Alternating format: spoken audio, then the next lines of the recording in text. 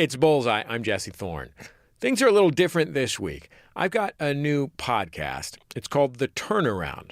It's a show where we find the absolute greatest living interviewers, Errol Morris, Terry Gross, Ira Glass, all kinds of people. And then I talk to them about how and why they're so good at what they do.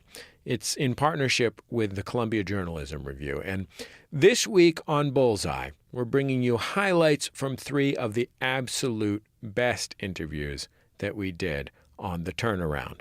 First up, Audie Cornish. Audie is a voice you've probably heard. She co-hosts NPR's All Things Considered. On NPR, she's often doing live interviews about breaking stories, interviewing reporters and newsmakers who are on the scene after huge, sometimes really scary events took place. In a world where news moves so quickly, it's gotten easier and easier for hosts like Audie to slip up, maybe get a fact wrong, slip of the tongue. Honestly, that kind of thing terrifies me. But when Audie's covering a breaking story, she's careful, she's unflappable. It's kind of amazing. We want to update you now on an ongoing story, an attack on a pop concert in Manchester, England. Police there report 19 dead, another 50 or so injured. Explosions took place just outside the arena where an American pop singer, Ariana Grande, had just finished performing. Earlier, we spoke with Andy Bounds of the Financial Times about what more police are saying about this incident, which they say they are treating as a terrorist attack. They still haven't confirmed it definitely, but it seems very, very likely, especially as they've just carried out another controlled explosion on a suspected device near the scene of the incident. As you said, it's the second controlled detonation that they've done. Can you talk about where they think these explosions took place? It wasn't inside the concert hall. No, that's right. Audie Cornish, thank you so much for doing this. I really appreciate it. Yeah, thank you for having me. You have worked at NPR for like 95% of your professional career. Is there an NPR way of doing things, do you think? There definitely is. And, well, are you asking about reporting or hosting? I'm asking about hosting and interviewing, I think, specifically. Yeah. But you know, reporting too. Your husband's a reporter. He's a newspaper reporter, right? Yes, he is. So, like, I'm sure that you know what it's like outside of the world in which you I do. operate. I did have a moment. I started at the Associated Press. So what's the difference, do you think? What is the difference? Well, I would say maybe there's a carefulness, for better or worse. There's sort of pros and cons to that, but there's definitely a kind of carefulness to the work and thoughtfulness and a sort of approach that says, hold on a second, does this make sense? Is this a story? What's the narrative? Like, what are we trying to say? Who's the person who'd benefit from hearing this story? Like, you ask yourself so many questions. I kind of feel like when I was working at the Associated Press, it was like, get it out now. It was like, it really was kind of who, what, when, where, why. Like, this is The Wire. I mean, this is like, not today. Obviously, they do all kinds of great enterprise work and things like that. But I think at NPR, there's a lot of carefulness. As for hosting and interviewing, I didn't know jack about it. I, like everyone else, just turned on the radio and, Scott Simon or whoever was there, and they were sharp and witty, and they seemed to know everything and read magazines that I had only heard of but never actually held. And when I became a host, I actually just got a copy of Sound Reporting, which is a book that was put out by a bunch of... This is like an NPR Yeah, it was like the NPR. Guide. I mean, it's for the public. It's not like a training manual or something like that. But each chapter is written by various people who have been in the business for a long time, including Scott Simon. And they talk about, here's how we do what we do. Here's why we do things certain ways. And Noah Adams is in it, and Robert Siegel and Susan Stamberg. And they're all just kind of giving their take on what they do. And it was really informative because, remember, these are the people who actually formed NPR, right? It's not that old an organization. And so you still have access to all of the information and guidance of the people who helped make it what it is.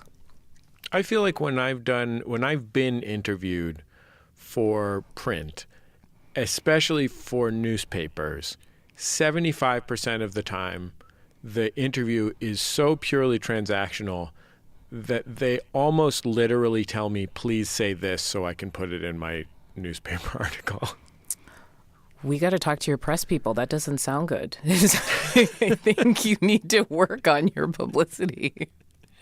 Well, listen, I don't know if you've ever been a reporter, but I haven't. So that's why it's such a mysterious box to me. Yeah, I see. Okay, so it's two I'm not different... even a journalist, Audie. You have tendencies. It's two different things. When you are reporting, you are a detective, you're a scavenger, you are wooing people. I know for me, I was in love with every person I spoke to until I spoke to their enemy or the person with the other point of view, and then I was in love with them. Like, you're just coaxing. No one's looking at you. No one's hearing what you're doing to try and get this person to feel comfortable enough to tell you things that will actually help advance your story. That is completely different from sitting down and having a targeted conversation that's supposed to unfold seemingly naturally over the course of several minutes you know will be edited down, and that need to have a beginning, middle, and end. It's such a different ballgame, and it was a very hard transition for me because you are an active participant in that story. You are a narrator in that story in a way that is very different than when you are writing a news report or a news feature. I think public broadcasting, and I'm just going to say public broadcasting and its other haloed kind of colleagues, right? Like there are a lot of products out now in the podcasting space that feel like public radio, even though they aren't public radio. They all come from that tradition, the idea of like sitting down and trying to reach the nirvana is authenticity, like a real connection between two people that's on tape. That sounds sort of like pornographic somehow, which is not my intention. But that's what you're trying to do. You're trying to have intimacy, like on demand. Do you feel like having a list of questions makes you feel pressured to not be as responsive as you otherwise would be or as present as you would otherwise be in the moment? So can I ask you a question? Is this a question that springs from criticism of NPR and kind of public radio style interviews?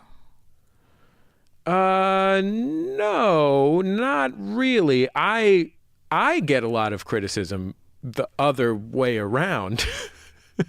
I get emails that say, just ask your question. And I'm like, yeah, I'm just talking to somebody. Just ask your question. I see. Well, right. Maybe your wind-up is really long, right? Or I'm trying to figure out an idea with somebody. Right, and you're doing it out loud. Yeah, and I didn't figure it out ahead of time because I didn't know that was going to come up. You know what I mean? Yeah. Huh. Listen, I think I feel that when I do have to interview someone face-to-face because all of a sudden I can't really look at my papers. It is harder when you don't have all your notes and things in front of you to do the interview where it's just like you and eye contact. Because if you break eye contact, it's just like very awkward and jarring. When you're reporting, you don't care about that and they don't care about that because they're like, oh, this is a reporter in front of me. They have a notebook. I understand the whole concept. But when you sit in the studio and you're face-to-face, people do expect you to be engaged. And I still like paper because I still like having a map. I mean, I don't know. I think I'm just the kind of person, I've always been the kind of person that has a plan B, C, and D. So I know like, oh, if the conversation goes in this direction, I have this set of questions. But if they say something more like this, then here's another whole line of inquiry that I'm just as curious about. And I often have to be careful because if I go too long and the producer has to then go in and edit that after the fact, they sometimes can feel like, oh, I have two great conversations here, but we can only air like half of one on air.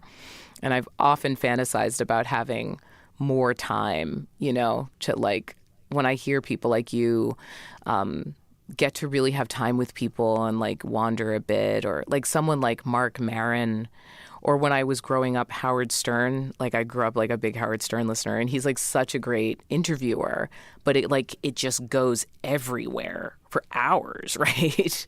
Yeah, he's a real sprawler. I'm like jealous of that because now I do everything with an eye on the clock. It's Bullseye. I'm Jesse Thorn. My guest is Audie Cornish, the co-host of NPR's All Things Considered. What are you trying to get out of one of the kinds of interviews that you do, when you have 15 minutes with somebody and it's going to air and be 5 minutes? Oh, God. I know that should be an easy question to answer, but I think the problem is I do so many kinds of interviews in a day. I do like a hard news interview with a reporter, and that's about just we're getting out some information, the who, what, when, where, and why. We're trying to do it in a way that's easy for everyone to digest and understand. That's different. Are those the kind of thing that they call in public radio a two-way, a conversation with a reporter who works for you? Is that what you're describing? Yeah. Or works with you? Yeah. I never use that term because it's like so particular to us. It makes no sense. Yeah. And when you add a third person, it's called a three-way. And like every time, because I'm like totally juvenile, I'm like, ha, ha, ha. But nobody laughs at that anymore. That's a weird thing that you have to do because in a lot of ways, that is a purely simulated conversation. You know what that comes from? What's that?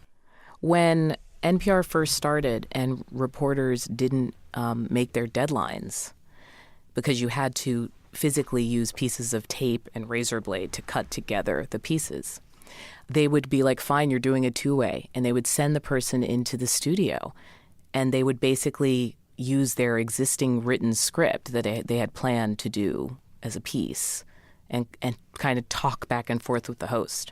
Yeah, it's an odd thing. So you have to enact conversation. That's one category. What are the other categories?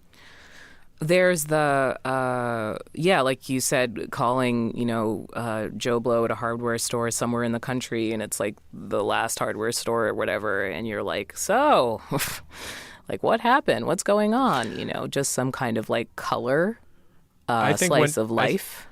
I think of a time that I was listening to As It Happens, the CBC show, and they had this whole conversation with this lady who was like a prairie woman of Canada, and she had revived a possum by putting it in her oven. I mean, it writes itself, right? But you would be surprised. Not everyone actually can tell their story, and so what you're trying to do then is actually help them convey the information with a beginning, middle, and end. So you kind of have to identify what the structure is and what the punchline is and make sure that you have all of those pieces in the conversation. So at the very least, you can patch it back together with a little bit of editing. That's afterwards. 90% of what I do. And then I have to hand it over to a producer. But I know that if I don't give you all of the materials, you can't make the sweater or whatever. So I spend a lot of time, even my note-taking while I'm talking to people, saying, okay, what was the beginning of this conversation? We're going to start there. We hem and haw about what's the start. And then, what's great and what's joyful is when people surprise you, when people laugh, when people sigh, when people make a joke, when people tell you like a part of it that you're like, what? No one told me that. Like, I had no idea. You know what I mean? Like, it's like fireworks. There's a lot of planning that goes into fireworks, even though what you see in the end looks kind of beautiful and chaotic and surprising.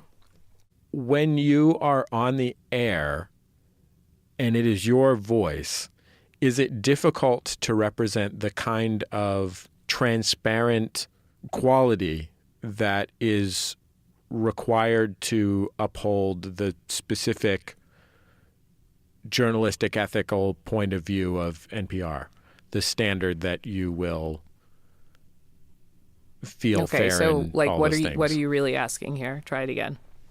Is it weird? Is it hard to be all the hosts of NPR news shows, except for maybe Scott Simon when he talks about baseball, read as almost ciphers as a listener. And that is part of the goal of NPR News, is to feel genuinely, I don't want to say dispassionate, but like that the fairness and ethical standards of NPR News are that you don't show too much of yourself. That's not the goal. Where did you get that from? I mean, I'm listening to your interpretation, but... How do you see it? How do you see it that's different than that? It's not about me. That's like 90% of what's guiding my work. It is not about me. It's about whoever is in front of me, what they're trying to say, what that means, what's at stake for all the rest of us and hearing them talk. I don't know. Did you ever watch Law and Order? I have seen Law and Order. Oh, you're like too cool to say you like watched Law and Order. It was in syndication for many a year. I don't really like Law and Order. Everybody likes Law and Order. I don't really like Law and Order. I have a friend who literally has dedicated a huge part of his artistic and creative life to Law and Order. And because he's an incredible human being, is what it sounds like. I think I do think he's wonderful. He's currently in the process of building a lowrider dedicated to Jerry Orbach. Oh, God. All right. First of all, let me get the number later because we have something in common. But the reason why I'm bringing this up is because one of the reasons why people like Law and Order is like you don't necessarily know like who they're dating, or you see little glimmers of who they are, and that's kind of enough. You mostly are there to like see the case of the week and how it unfolds and like whatever they're trying to say about society, you know? It's not about like them. And then in a way you become closer to them. And I think that, yes, you are right. There are a bunch of people who are like, especially in this environment, think that public radio hosts are like dispassionate and that we're going for this false objectivity and blah, blah, blah, blah. I totally understand where people are coming from with that. For me, as I get through the day, number one, I don't have that many opinions. People who have that many opinions are paid a lot of money and they're great at it. But I can't tell you I have that many opinions on this many topics. My show is literally called All Things Considered. And some days you're like, I don't know, that seems like a thing. Like I'm curious as anyone else. Like, how does this work? Is it going to work? Why do some people say that this is a fact and some people say it's not a fact? And like, when did that become a thing? Like, I have all the questions everyone else has. So I just don't believe in posturing that I know more than my audience. I don't get anything out of that. Is this answering your question? Do I have to climb down off a soapbox or something?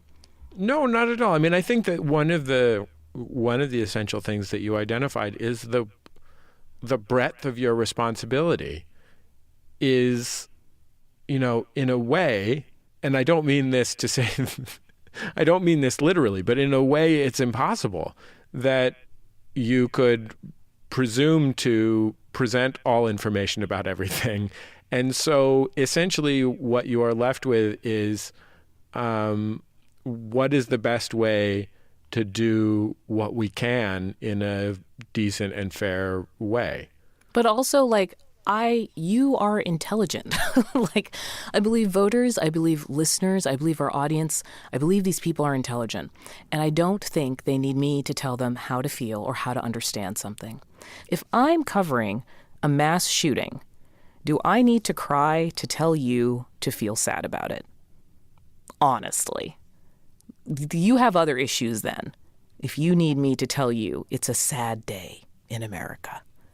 It's just a damn sad day. We know this. What you need to know right now is what happened and what we know about why it happened and whether there's going to be a real and substantive conversation about preventing it from happening again.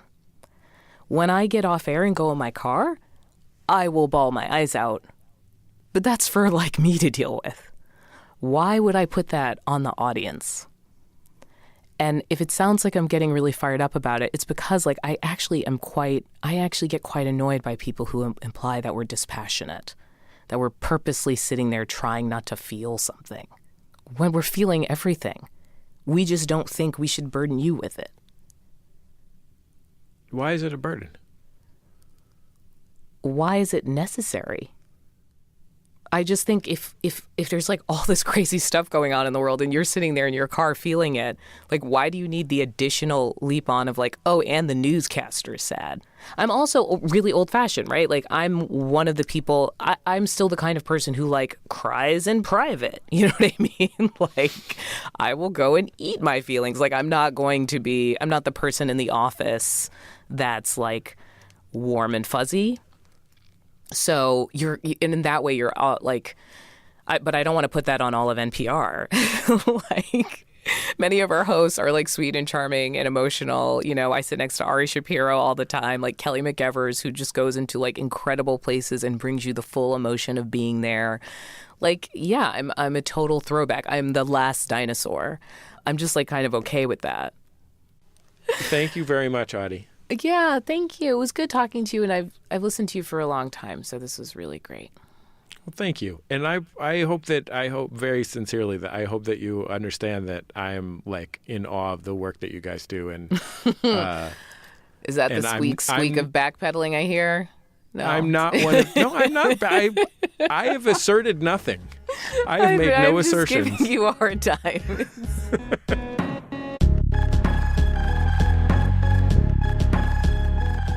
Audie Cornish. Listen to her on NPR's All Things Considered.